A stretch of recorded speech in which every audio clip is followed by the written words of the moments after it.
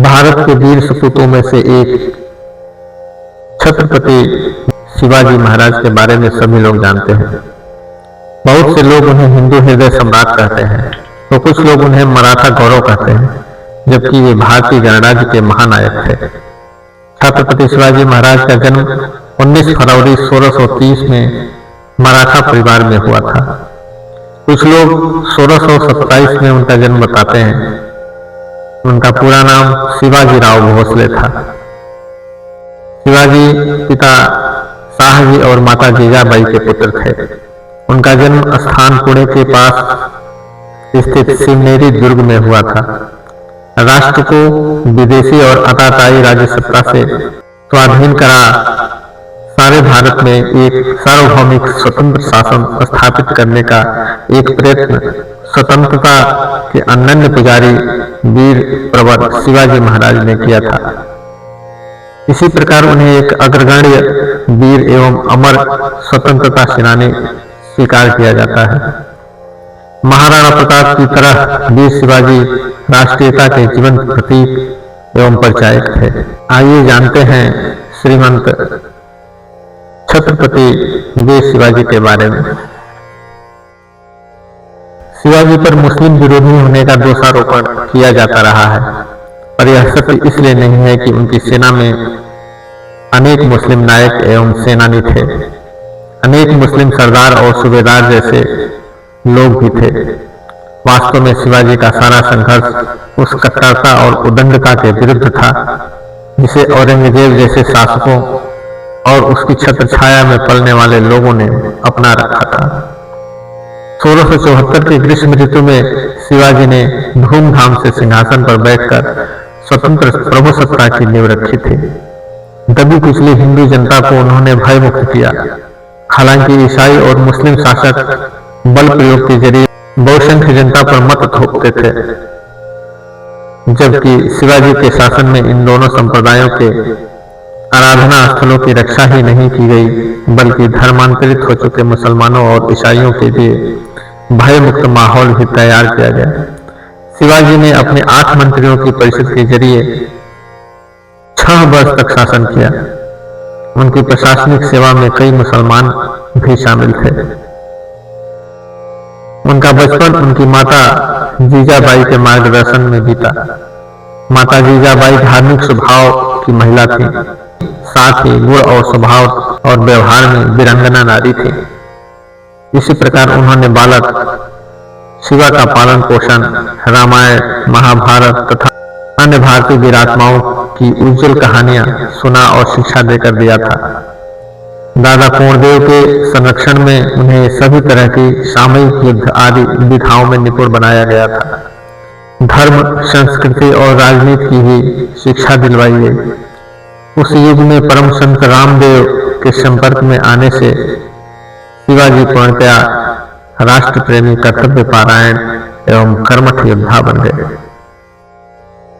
बचपन में शिवाजी अपनी आयु के बालक इकट्ठे कर उनके नेता बनकर युद्ध करने और किले जीतने का खेल खेला करते थे। वायु अवस्था में आते ही उनका खेल वास्तविक कर्म शत्रु बनकर शत्रुओं पर आक्रमण कर उनके किले आदि भी जीतने लगे। जैसे ही शिवाजी ने पुरंदर और तोरण जैसे किलों पर अपना अधिकार जमाया, वैसे ही उसके नाम और कर्म के सारे दक्षिण में धूम मच गई। यह खबर आग की तरह आगरा और दिल्ली तक जा पहुंची। अत्याचारी किस्म के तुर्क, यवन और उनके सहायक सभी शासक उनका नाम सुनकर मारे डर के चिंतित होने लगे थे। छत्रपति शिवाजी महाराज का विवाह 14 मई 1640 को सईबाई निम्बालकर के साथ लाल महल पूना में हुआ था। उनके पुत्र का नाम संभाजी था। संभाजी शिवाजी के ज्येष्ठ पुत्र और उत्तराधिकारी थे, जिसने 1680 से 1689 ईस्वी तक राज्य किया। संभाजी में अपने पिता की कर्मठता और दृढ़ संकल्प का अभाव था। संभाजी की पत्नी का नाम येसुबाई था। उनके पुत्र और उत्तराधिकारी राजा राम थे। संभाजी को विश्व का प्रथम बाल साहित्यकार माना जाता है। 14 वर्ष की आयु तक बधभूषणम, नायिका भेद, 7 शतक, नखशिख इत्यादि ग्रंथों की रचना करने वाले संभाजी विश्व के प्रथम बाल साहित्यकार थे। मराठी, हिंदी, फारसी, संस्कृत, अंग्रेजी, कन्नड़ आदि भाषाओं पर उनका प्रभुत्व था। जिस तेजी से उन्होंने लेखनी चलाई, उसी तेजी से उन्होंने तलवार भी चलाई। शिवाजी की कई पत्नियां और 2 बेटे थे। उनके जीवन के अंतिम वर्ष उनके ज्येष्ठ पुत्र की धर्म विमुखता के कारण परेशानियों में बीते। उनका यह पुत्र एक बार मुगल से भी जा मिला था और उसे बड़ी मुश्किल से वापस लाया गया था। घरेलू झगड़ों और अपने मंत्रियों के आपसी वैमनस्य के बीच साम्राज्य की शत्रुओं की रक्षा की चिंता ने शीघ्र ही शिवाजी को मृत्यु के कगार पर पहुंचा दिया।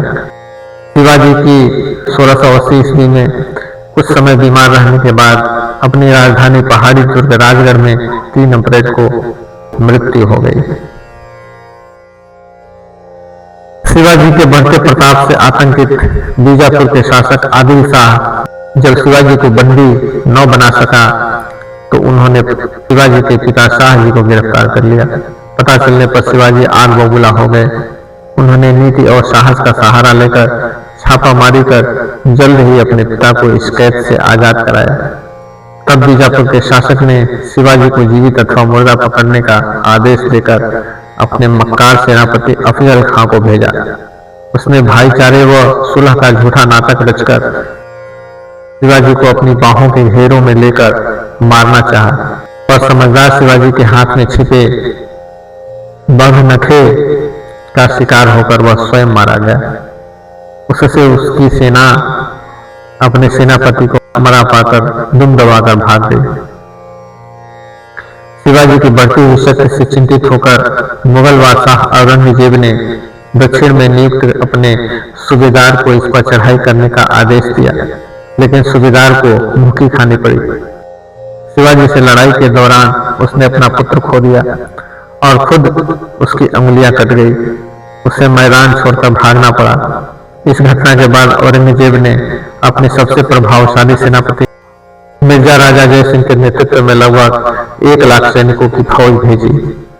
शिवाजी को कुचलने के लिए राजा जय सिंह ने बीजापुर के सुल्तान से संधि कर पुरंदर के किले को अधिकार में करने की अपनी योजना के प्रथम चरण में 24 अप्रैल 1665 ईस्वी को वज्रगढ़ के किले पर अधिकार कर लिया। पुरंदर के किले की रक्षा करते हुए शिवाजी का अत्यंत वीर सेनानायक मुरारजी बाजी मारा गया। पुरंदर के किले को बचा पाने में अपने को असमर्थ जानकर शिवाजी ने महाराजा जय सिंह से संधि की पेशकश की। दोनों नेता संधि की शर्तों पर सहमत हो गए और 22 जून 1665 ईस्वी को पुरंदर की संधि संपन्न हुई। शिवाजी की पूर्वी सीमा उत्तर में बारलाना को छूती थी और फिर दक्षिण की ओर नासिक एवं पुणे के जिलों के बीच होती हुई एक अनिश्चित सीमा रेखा के साथ समस्त सतारा और कोल्हापुर के जिले के अधिकांश भाग को अपने में समेट लेती थी। पश्चिमी कर्नाटक के क्षेत्र बाद में सम्मिलित हुए। स्वराज का यह क्षेत्र 3 मुख्य भागों में विभाजित था। पूना से लेकर सलहर तक का क्षेत्र कोंकण का क्षेत्र, जिसमें उत्तरी कोंकण भी सम्मिलित था, पेशवा मोरोपंत पिंगले के नियंत्रण में था। उत्तरी कनारा तक दक्षिणी कोंकण का क्षेत्र अन्नाजी दत्तों के अधीन था। दक्षिणी देश के जिले, जिसमें सतारा से लेकर धारवाड़ और कोफाल का क्षेत्र था, दक्षिणी पूर्वी क्षेत्र के अंतर्गत आते थे और दत्ताजी पंत के नियंत्रण में थे। इन 3 सूबों को पुनः परगनों और तालुकों में विभाजित किया गया था। परगनों के अंतर्गत तरफ और मौजे आते थे। शिवाजी ने अपनी एक अस्थायी सेना बनाई थी। शिवाजी की मृत्यु के समय उनकी सेना में 30 से 40 हजार नियमित और अस्थायी रूप से नियुक्त घुड़सवार, 1 लाख पदाती और 1260 हाथी थे। उनके तोपखानों के संबंध में ठीक जानकारी उपलब्ध नहीं है। घुड़सवार सेना 2 श्रेणियों में विभाजित थी। बारगीर व घुड़सवार सैनिक थे, जिन्हें राज्य की ओर से घोड़े और शस्त्र दिए जाते थे। घुड़सवार सेना की सबसे छोटी इकाई में 25,000 जवान होते थे, जिनके ऊपर एक हवलदार होता था, 5 हवलदारों का एक जुमला होता था, जिसके ऊपर एक जुमलादार होता था। 10 जुमलादारों की एक हजारी होती थी और 5 हजारियों के ऊपर एक पंज हजारी होता था। यह सरनोबत के अंतर्गत आता था। प्रत्येक 25 टुकड़ियों के लिए राज्य की ओर से एक नाविक और भिस्ती भी दिया जाता था। मराठा सैन्य व्यवस्था के विशिष्ट लक्षण थे किले। विवरणकारों के अनुसार शिवाजी के पास 250 किले थे, जिनकी मरम्मत पर वे बड़ी रकम खर्च करते थे। शिवाजी ने कई दुर्गों पर अधिकार किया, जिसमें से एक था सिंहगढ़ दुर्ग, जिसे जीतने के लिए उन्होंने तानाजी को भेजा था। इस दुर्ग को जीतने के दौरान तानाजी ने वीरगति पाई थी। बीजापुर के सुल्तान के राज्य की सीमाओं के अंतर्गत रायगढ़ में चाकन, सिंहगढ़ और पुरंदर सरीखे दुर्ग भी शीघ्र उनके अधिकारों में आ गया। अपनी सुरक्षा का पूर्ण आश्वासन प्राप्त कर छत्रपति शिवाजी आगरा के दरबार में औरंगजेब से मिलने के लिए तैयार हो गए। वह 9 मई 1966 ईस्वी को अपने पुत्र संभाजी एवं 4000 मराठा सैनिकों के साथ मुगल दरबार में उपस्थित हुए, परंतु औरंगजेब द्वारा उचित सम्मान न प्राप्त करने पर शिवाजी ने भरे हुए दरबार में औरंगजेब को विश्वासघाती कह दिया, जिसके परिणाम स्वरूप औरंगजेब ने शिवाजी और उनके पुत्र को जयपुर भवन में कैद कर दिया। वहां से शिवाजी 13 अगस्त 1666 ईस्वी को फलों की टोकरी में छिपकर फरार हो गए और 22 सितंबर 1966 ईस्वी को रायगढ़ पहुंच गए। कहते हैं कि छत्रपति शिवाजी ने ही भारत में पहली बार गुरिल्ला युद्ध का आरंभ किया था। उनकी इस युद्ध नीति से प्रेरित होकर ही वियतनामियों ने अमेरिका से जंगल जीत लिया था। इस युद्ध का उल्लेख उस काल में रचित शिव सूत्र में मिलता है। गुरिल्ला युद्ध एक प्रकार का छापामार युद्ध है। मोटे तौर पर छापामार युद्ध अर्ध सैनिकों की टुकड़ियां अथवा अनियमित सैनिकों द्वारा शत्रु सेना के पीछे या पार्श्व में आक्रमण करके लड़ा जाता है। हिंदू पदशाही के संस्थापक शिवाजी के गुरु रामदास जी का नाम भारत के साधु संतों एवं विद्वत समाज में सुविख्यात है। उन्होंने दास बोध नामक एक ग्रंथ की रचना की थी, जो मराठी भाषा में है। संपूर्ण भारत में कश्मीर से कन्याकुमारी तक उन्होंने 1100 मठ तथा अखाड़े स्थापित कर स्वराज्य स्थापना के लिए जनता को तैयार करने का प्रयत्न किया। उन्हें अखाड़ों की स्थापना का श्रेय दिया जाता है, इसीलिए उनको भगवान हनुमान जी का अवतरण माना गया है, जबकि वे हनुमान जी के परम भक्त थे। छत्रपति शिवाजी महाराज अपने गुरु से प्रेरणा लेकर ही कोई कार्य किया करते थे। छत्रपति शिवाजी महाराज को महान शिवाजी बनाने में समर्थ गुरु रामदास जी का बहुत बड़ा योगदान रहा। महाराष्ट्र के उस्मानाबाद जिले में स्थित है तुलजापुर, एक ऐसा स्थान जहां छत्रपति शिवाजी की कुलदेवी मां तुलजा भवानी स्थापित है, जो आज भी महाराष्ट्र व अन्य राज्यों में कई निवासियों की कुलदेवी के रूप में प्रचलित है।